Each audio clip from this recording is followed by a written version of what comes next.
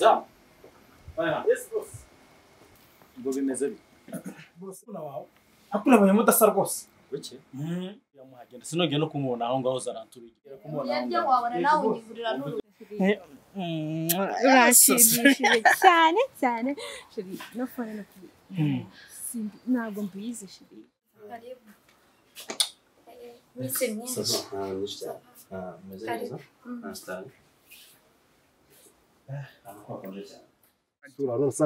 Urabona nkawe njyewe bahugiye inyuma ariko umva ariko wowe mbwira mukuru wanjye ko mushaka ubwo va muzana igendere usubira inyuma umuntu usa gutyo uru waheshye nduwaje mukuru wanjye sigakoresha na mayibo bukuruye njyewe ndi umuzamu wahanga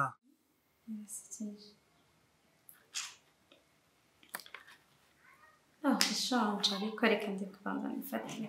after